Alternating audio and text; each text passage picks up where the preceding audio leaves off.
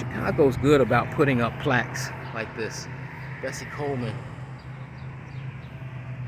It's not what we're talking about today, but but it's gone now, of course. On our way, continuing. And here we are, second Greystone from the alley.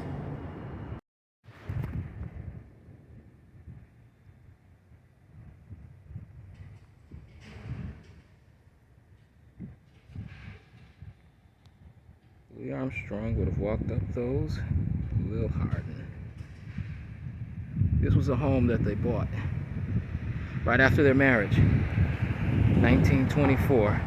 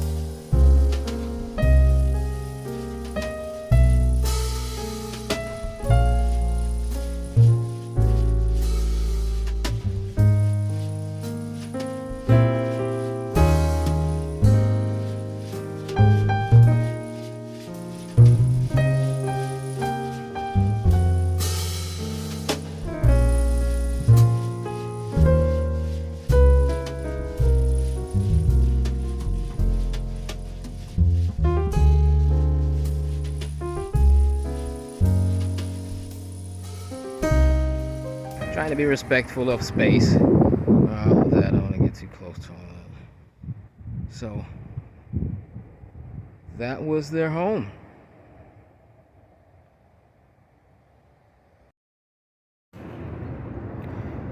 Well, Lillian Hardin met Louis Armstrong in 1923.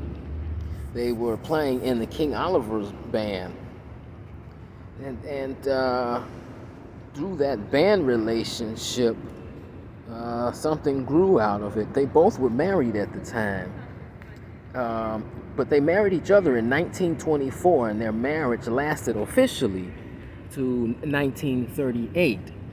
Lil Hardin was born in 1898 in Memphis, Tennessee, and as a younger, her father passed young. I think she was about 3 or something like that, but she was very young, and her and her mom moved to a boarding facility.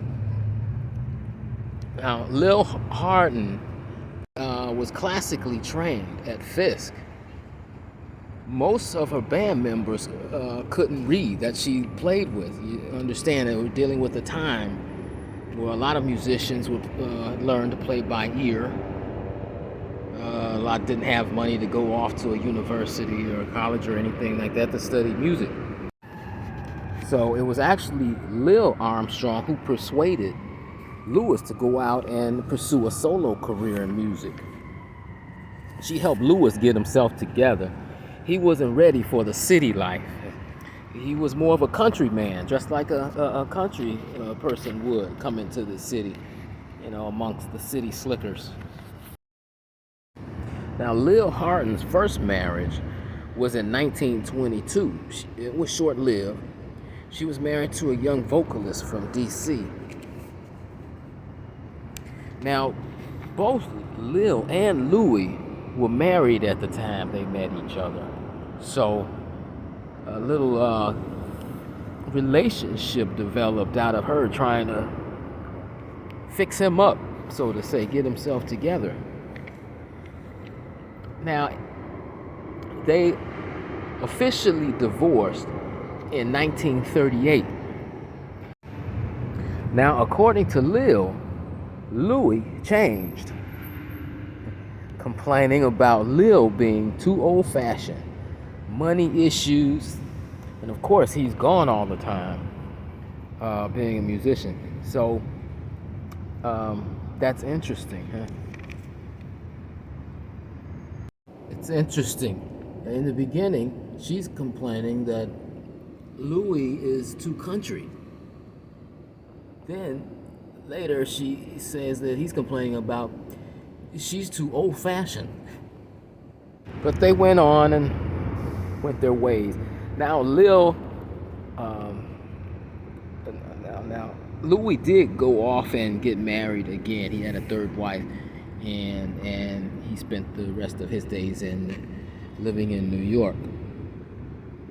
And Lil stayed in Chicago, and she continued to have success in the music arena. So, and she died 1971.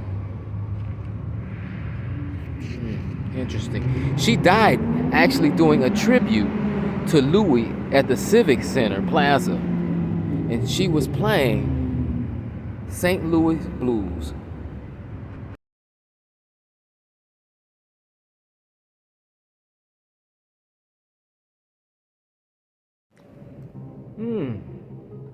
I hope you've enjoyed that episode. What? Louis? We didn't talk much about Louis. I believe Lil lived in the house longer, even after the separation. I'm not sure how long she lived in the house, but she did live there longer than Louis, so we spent a little more time with her.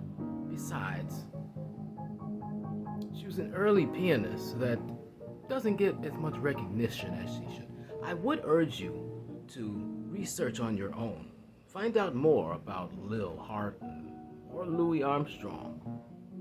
Until the next time, thanks for watching.